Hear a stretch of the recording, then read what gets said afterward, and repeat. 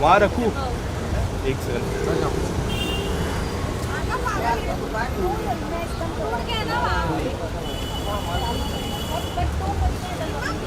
आ जाओ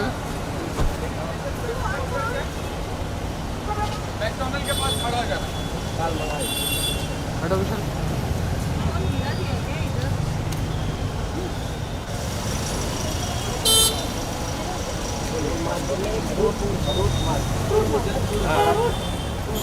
चार बंगला वो साइड से शर्लिन जी, वो साइड।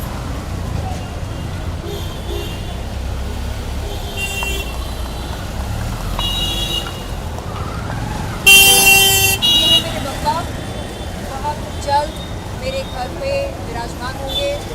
बहुत जल्द इनका श्रृंगार किया जाएगा और मोदक का भोग लगाया जाएगा। पापा, लव यू पापा। शर्लिन जी, कुछ ही समय बाकी है पापा का आगमन के लिए। आपने काफ़ी सारी शॉपिंग की जी। हमने देखा पापा को कितने ज़्यादा एक्साइटेड हो कल के लिए। पापा जब घर पे आएंगे, प्रवेश हो गए आपके लिए। अगले 3 दिन बहुत ही मंगलमय होंगे मेरे लिए, मेरे तमाम दोस्तों के लिए, बप्पा के सभी चाहने वालों के लिए, मानने वालों के लिए। और सिर्फ 3 दिन ही क्यों, अगले 11 दिन मैं कहूँगी बहुत ही मंगलमय होंगे। 3 दिन इसलिए कहा क्योंकि मैं बप्पा को 3 दिन बिठाने वाली हूँ अपने घर पर। और ये 3 दिन मैं नॉनवेज से परहेज़ करूँगी और पूजा पाठ करूँगी, बप्पा की सेवा करूँगी, उनको स्वादिष्ट भोजन का भोग चढ़ाऊँगी, ख़ास तौर पर मोदक का। और मैं बप्पा के सामने खड़े होकर ये कसम खाऊँगी कि अब से मैं सिर्फ़ और सिर्फ सकारात्मक ऊर्जा इस दुनिया में देना चाहूँगी उन तमाम लोगों को जो मेरे संपर्क में आएंगे। जज करना, गाली गलौज करना, तू मैं करना, खिटपिट करना, एक दूसरे पर तोहमत लगाना, इन चीज़ों से मुझे ब्रेक लेना है। क्योंकि मैं देख रही हूँ कि जब जब मैं बप्पा के करीब जाती हूँ मुझे ढेर सारा प्रोत्साहन मिलता है ज़िंदगी में आगे बढ़ने के लिए और खूब सारी सकारात्मक ऊर्जा मिलती है। और जैसे ही मैं उनके दिखाए हुए मार्ग से दूर जाती हूँ तब मैं देखती हूँ कि मैं बहुत ही विचलित हो जाती हूँ और बेचैनी सी होती है दिल में और ऐसा लगता है कि कुछ ठीक नहीं हो रहा है। लेकिन अब मैं चाह रही हूँ कि मैं वापस पटरी पर आऊँ और सिर्फ पॉजिटिव एनर्जी के बारे में सोचूं और कंस्ट्रक्टिव प्रोडक्टिव वर्क के बारे में सोचूं। जिस तरह हम पापा को विघ्नहर्ता करते हैं, जो हमारी शहरी विघ्नहर्ता करते हैं, क्या आपकी लाइफ में विघ्नहर्ता कौन है अपार्ट फ्रॉम पापा, या फिर आप किसके लाइफ में विघ्नहर्ता बनना चाहोगे? विघ्नहर्ता यानी वो जो हमें आशीर्वाद देते हैं, जो हमारी कठिनाइयों को दूर करते हैं, हमारी मुसीबतों को दूर करते हैं, जो हमारे दुखों का सर्वनाश करते हैं। मेरे ख्याल से बप्पा के अलावा ऐसा कोई और तो है नहीं मेरी ज़िंदगी में। आप ईश्वर को जो चाहे कहिए, जिस नाम से पुकारना चाहें पुकारें, उनकी जगह कोई और ले ही नहीं सकता, कोई इंसान तो बिल्कुल नहीं।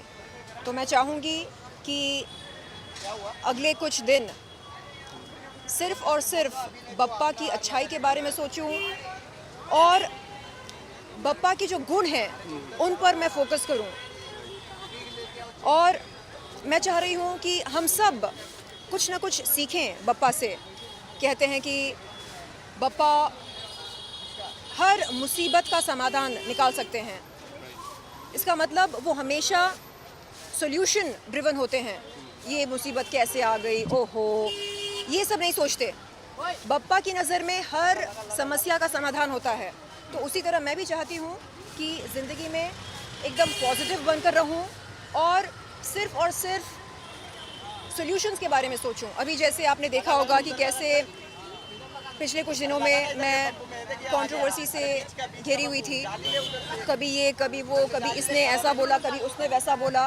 तो आगे चलकर अगर ऐसा कुछ हो तो मैं चाहूँगी कि मैं विचलित ना हूँ, बल्कि एकदम एकांत और शांत होकर मैं उस समस्या के बारे में सोचूं और उसके समाधान के बारे में सोचूं। ये नहीं कि अरे इसने मुझे ऐसा बोला, ओह चलो मैं पलटवार करती हूँ।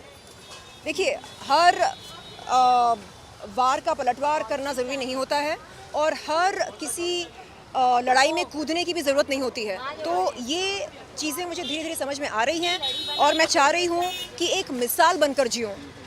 जैसे आपने देखा होगा कि कैसे किडनी फेलियर को मैंने रिवर्स कर डाला, जबकि लोग चौकन्ना हो जाते हैं, कहते हैं कि oh my God, kidney failure को रिवर्स कैसे किया जा सकता है और ये हुआ कैसे।